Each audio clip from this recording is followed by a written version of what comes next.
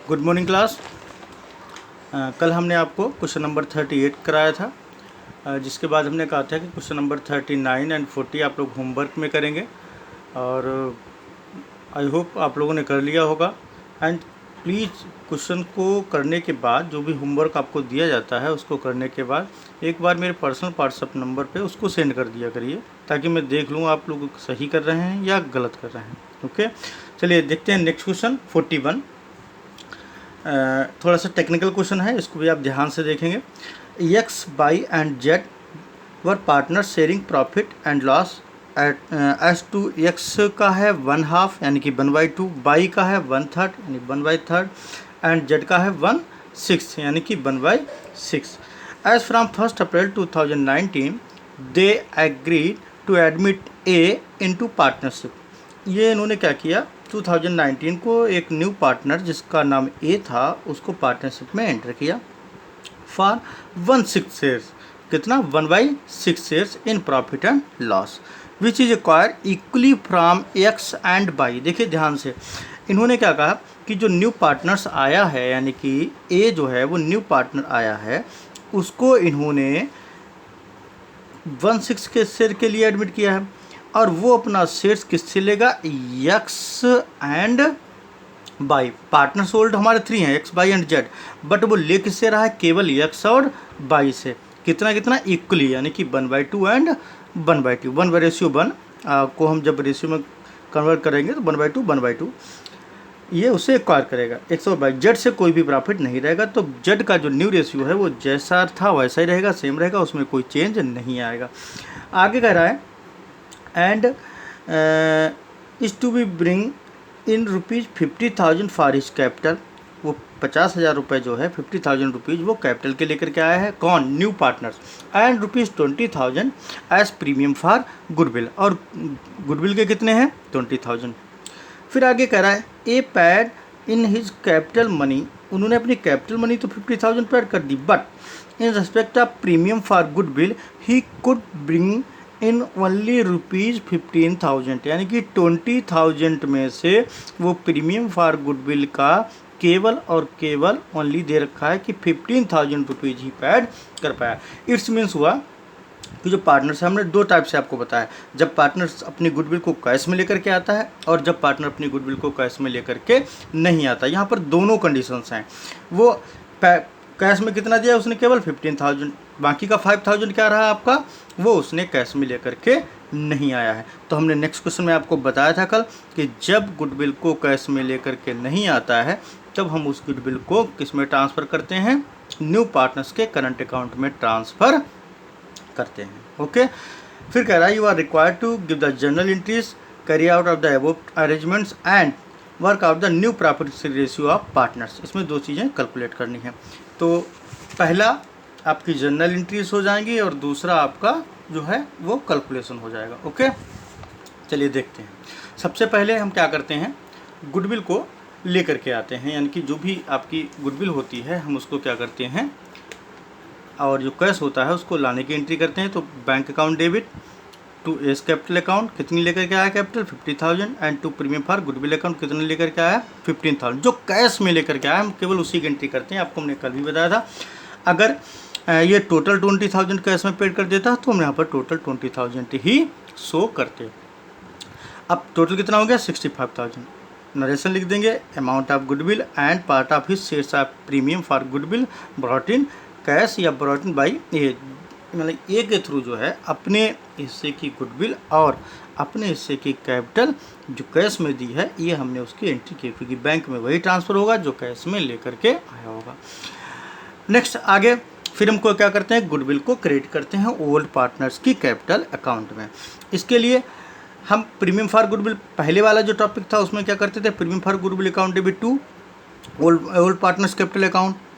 अब यहाँ पर दोनों कंडीशंस हैं। 15,000 गुडविल तो हमारी कैश में लेकर के आया है, बट जो 5,000 की जो अभी रिमेनिंग गुडविल बची हुई है उसको वो कैश में लेकर के नहीं आया है। तो हम इसके लिए क्या करेंगे, premium for goodwill account debit 15,000 जो वो कैश में लेकर के आया है। एज करंट अकाउंट हमने आपको फिर एक बार बता रहे हैं कि जब गुडविल न्यू पार्टनर्स के थ्रू कैश में नहीं लाई जाएगी, ऐसी कंडीशन में हम उस गुडविल को करंट अकाउंट में यानी कि न्यू पार्टनर्स के करंट अकाउंट में डेबिट करते हैं। तो हमने जो बैलेंस बचा था 5000 का वो न्यू पार्टनर्स के करंट अकाउंट में डेबिट कर दिया।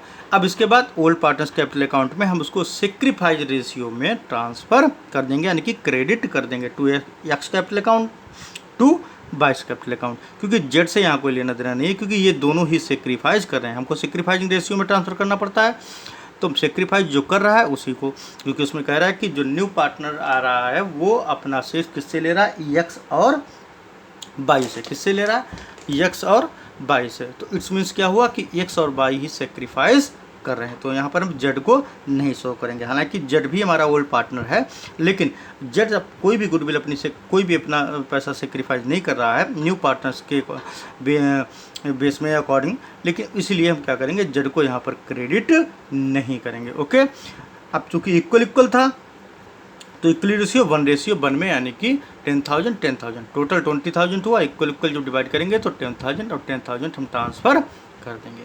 अब नेक्स्ट टॉपिक देखते हैं, calculation of new profit sharing ratio. इसमें भी थोड़ा सा अलग टाइप से इसको ध्यान से देखेंगे।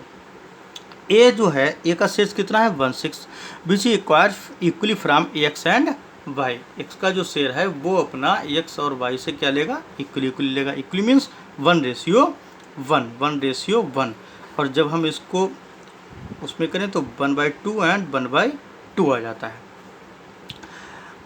अब इसलिए A acquires his shares from X, अब इक्वल तो लेगा, तो ये जो है वो एक्स से कितना लेगा, अपने इक्वल शेयर में 1/6 का इक्वल उससे कितना लेगा, तो हम इसको मल्टीप्लाई कर देंगे 1/2 ऑफ 1/6, यानी कि 1/6 का 1/2 कितना हो जाएगा 1/12।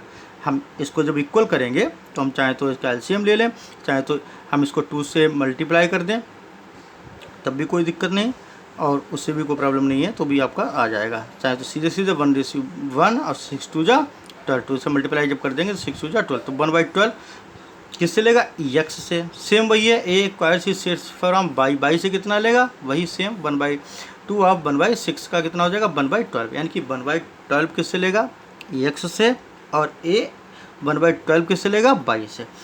10 अब देख लेंगे, इसलिए न्यू शेयर्स कितना हो जाएगा, एक्स न्यू शेयर्स 1/2 जो कि इनका ओल्ड था। 1/2 का मतलब क्या होता है, 1 और हाफ, 1/2 का मतलब क्या हुआ, 1/2 का मतलब क्या हुआ, 1/2 का मतलब क्या हुआ 1/2, तो 1/2 माइनस 1/12 सेक्रीफाइस कर देंगे। तो हम जब इसको लेस कर देंगे, सिंपल है, चाहे तो एलसीएम ले लिया हमने, एलसीएम लेने के बाद में चाहे तो हम इसको पहले इक्वल कर दें, सेम उसी तरह से, कोई प्रॉब्लम नहीं है।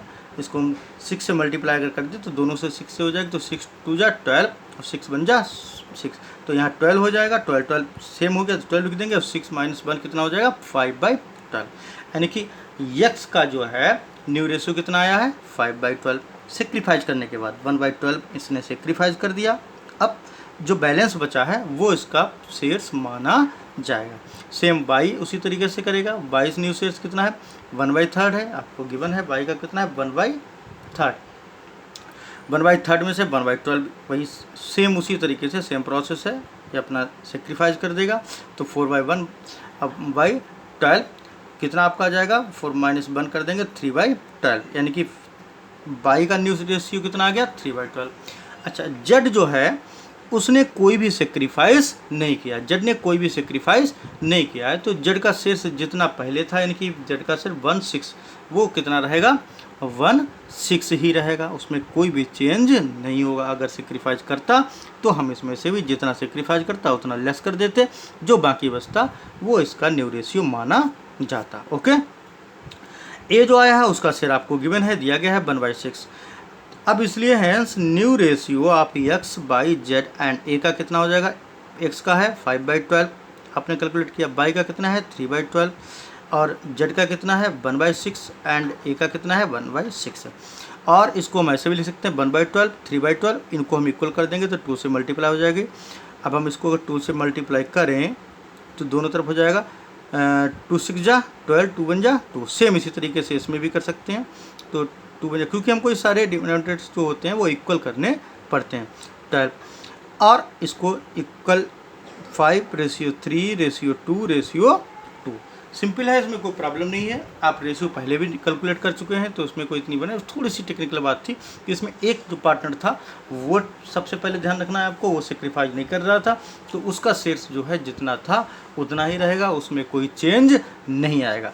दूसरा ये था कि इसमें जो टोटल गुडविल आपकी 20,000 थी उसमें से 15,000 वो ओनली कैश लेकर के आया था और 5,000 वो कैश में लेकर के नहीं आया था, इनकी क्रेडिट था। तो हम उस 5,000 को उसके करंट अकाउंट में ट्रांसफ़र करने के बाद ही टोटल गुडविल को ओल्ड पार्टनर्स यानी कि जो भी सेक्रीफाइस कर रहे हैं उनके कैपिटल अकाउंट में ट्रांसफ़र कर देंगे। ओके, आपको क्वेश्चन नंबर 42 आप होमवर्क में करेंगे। हॉट्स क्वेश्चंस को आप कर लें, ना भी करना चाहें तो कोई प्रॉब्लम नहीं है, क्योंकि हॉट्स क्वेश्चन जो हैं वो थोड़ा सा सिलेबस से नहीं आते हैं। कभी हॉट्स डिलीटेड था फिर लास्ट से लास्ट ईयर, अब इस बार का एक बार देखना पड़ेगा। फिलहाल हॉट्स कर लें, क्वेश्चन सेम होते हैं, कोई प्रॉब्लम नहीं है, आप 1-2 क्वेश्चन करके देख लेंगे। लेकिन 42 आपका होमवर्क में है। कल हम आपको रीवैल्यूएशन अकाउंट जो है नेक्स्ट टॉपिक आपका जो शुरू होता है, रीवैल्यूएशन अकाउंट को हम आपको एक्सप्लेन करेंगे। Okay, thank you. और प्लीज़ वीडियो को पूरा देखिए, लास्ट तक देखिए। फिर भी कोई अगर आपके मन में उस क्वेश्चन से रिलेटिव कोई भी डाउट्स रह जाता है तो प्लीज़ मुझसे कंसल्ट कीजिए। Okay, thank you.